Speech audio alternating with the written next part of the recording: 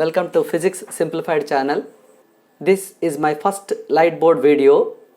I hope you will like it. Today we talk about the work done under the topic work and energy, the unit prescribed by CBSE for 11th class physics. Normally we say in day-to-day life, the boy is working hard to move the rock. The boy or the person is working hard to get through the examination. Similarly,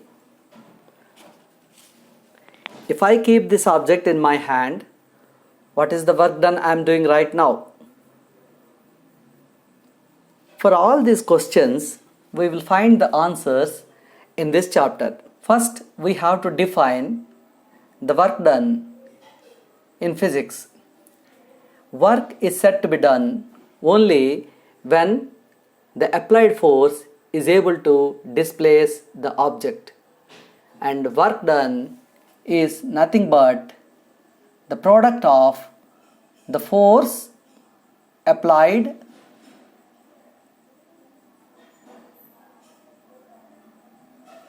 times the displacement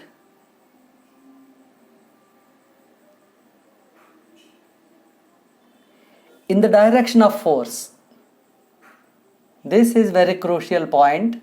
This displacement in the direction of force will only make a difference, the work done in physics and the work done in day-to-day life. Now, how to explain this displacement in the direction of force? Let's take a toy car which is being pulled with the help of a string attached to the toy car. Let's consider the force applied to move this toy car on the floor is F. Now the displacement in this car will be along the horizontal direction. Now you cannot simply write W is equal to force times displacement, because here the force is in one direction and the displacement is in the other direction. So what to do? We have to take the projection of displacement along the direction of the force. In vectors, you have already studied. Suppose this is a vector and this is another vector. If you want to take the projection of OB on OA, we have to draw a perpendicular, and this is 90 degrees here, and this length is to be taken as the projection. So here, if you consider this is force and this is displacement, and if you consider the angle to be theta, then we have to draw the projection. This length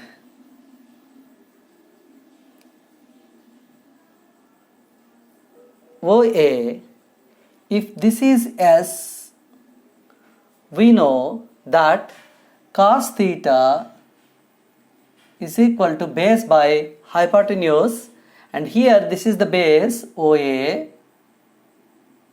and then hypotenuse is S. Therefore the projection value will be S cos theta.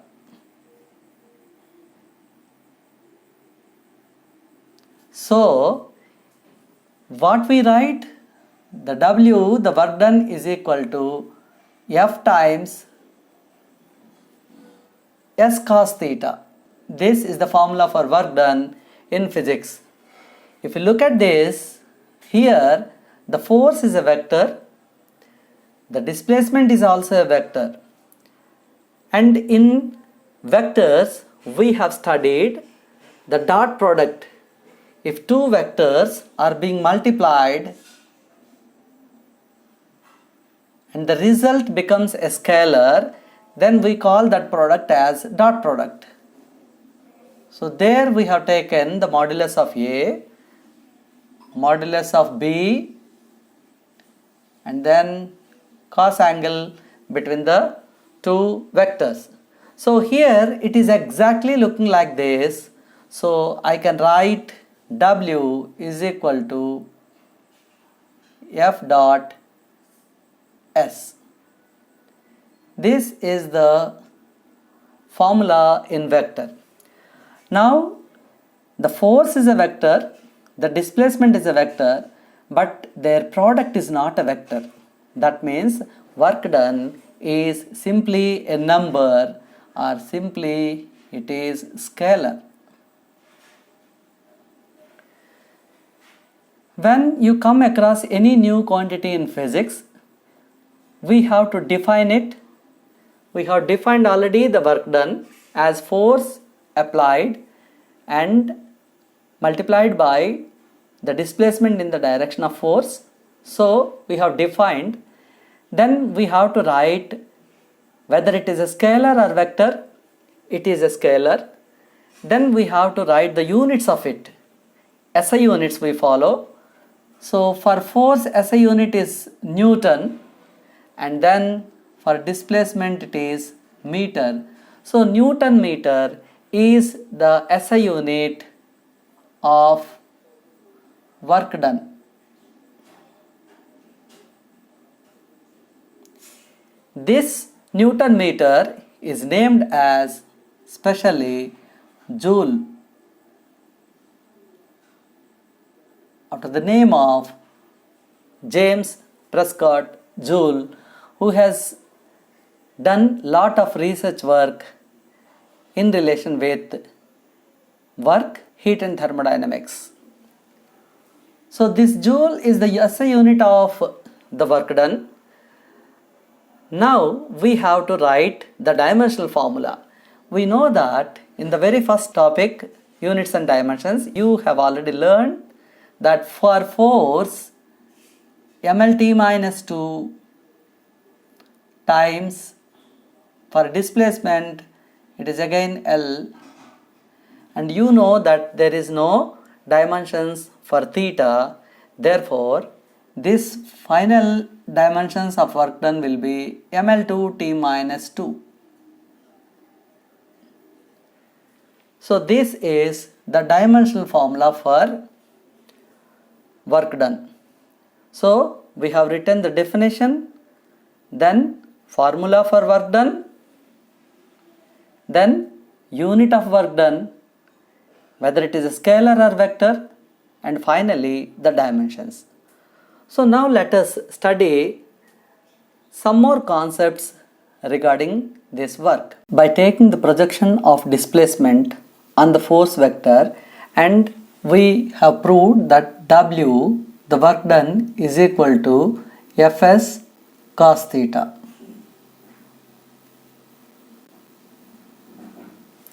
Now let's take in a different way. This is the force making an angle theta as it was described earlier. Now I can resolve this force into two components. One F cos theta, the other F sin theta. Now this F cos theta component is able to displace the object. F sin theta component can rotate the object but cannot displace along the horizontal direction.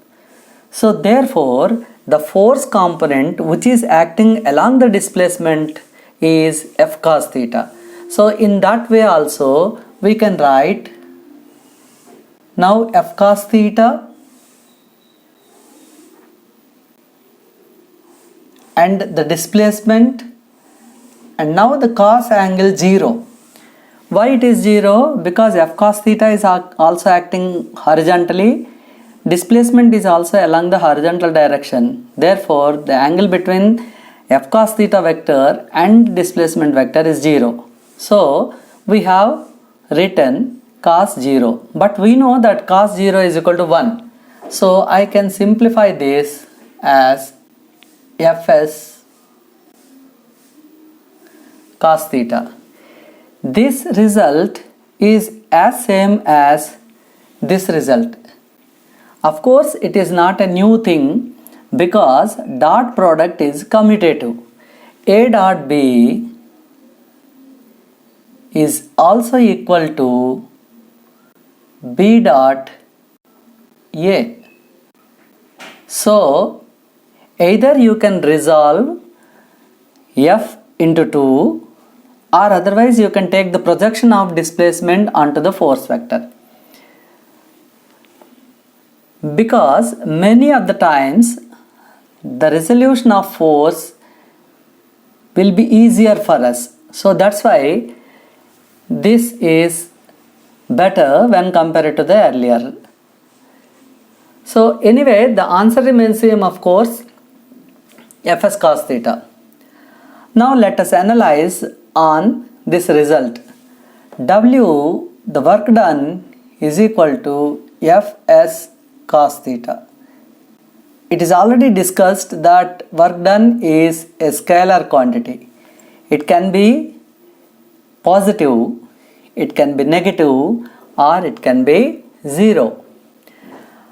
When it is positive, or when do we say the positive work done, and when we say the negative, and when we say 0. Let's analyze these three situations with some illustrations. Let's consider that this is the earth. On the surface of the earth, an object of mass m is allowed to free fall. When we say that it is freely falling towards the center of the earth, the gravitational force is acting in the downward direction, vertically downward direction, or we can say that it is acting towards the center of the earth. The displacement vector is also acting along the same, because in any freely falling body motion, it should come through a straight line only. Therefore, the work done by the gravitational force will be F gravitational force, then displacement, and then cos 0. Why 0? Because these two vectors are parallel vectors. They are acting along the same direction. Therefore, you can say the force times displacement. So, when the angle between the force and the displacement is 0, we can straight away write the force times displacement will give us the work done. Now, in this case,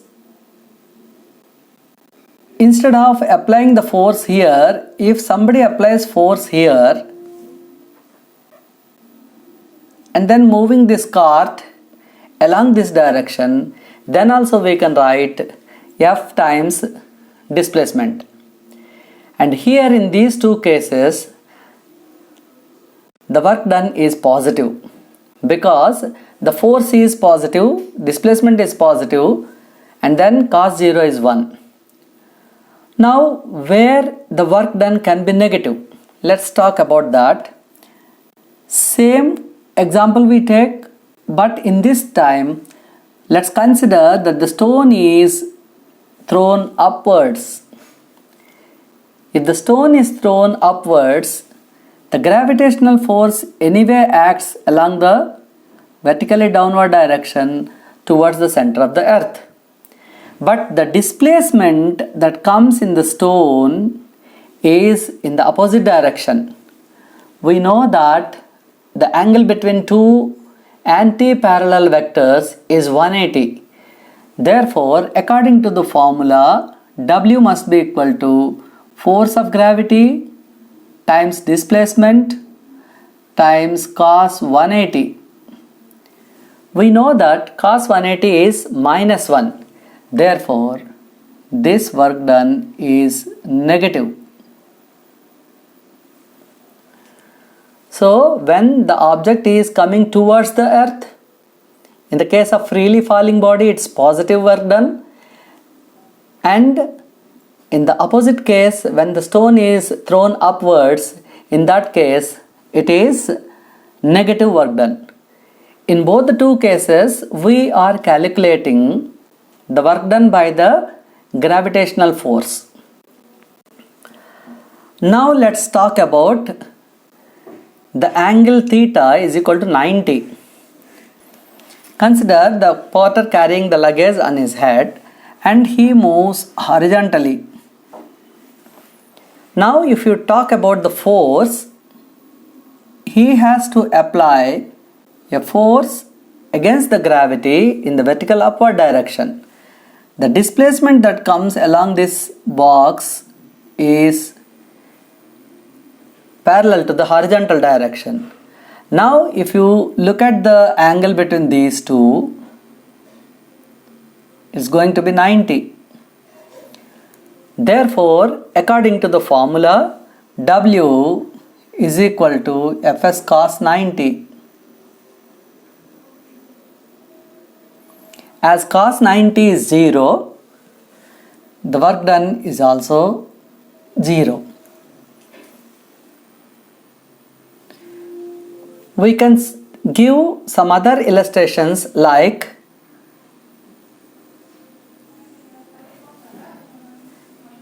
this is sun at the solar system and this is any planet. The planets are revolving around the sun, therefore the velocity direction is tangential to that curved path. The gravitational force is always along the line joining the centers of the sun and the planet. Now if you look at the angle, it's again 90. Therefore, the work done by the sun on the planet in revolving the planet around it is again 0. Same is the case. The work done by the nucleus, which is having positive charge inside in it, in revolving the electron, again as it is moving on the circular frame, the centripetal force is towards the center of the orbit and then it is acting along the line joining the electron and the nucleus, center of the nucleus, and the velocity vector is tangential. Therefore, again the angle is 90, the work done is again 0. So we have studied the positive work, the negative work and 0 work. Now if you talk about the units of work in CGS system, it should be, because work done formula says that it is force times displacement and cos theta of course. This becomes Dyn centimeter. Because we know the force units in CGS system is Dyn and then displacement centimeter. This is called erg. Now let us derive a relation between joule and erg. We know that 1 joule is equal to 1 Newton meter. 1 Newton consists of 10 to the power of 5 dynes, which we have already seen in Newton's laws of motion, and 1 meter will have 10 square centimeters, 100 centimeters. Therefore, it is 10 to the power of 7 dyne centimeter or simply L. This is the relation between the SI unit of work and CGS unit of work.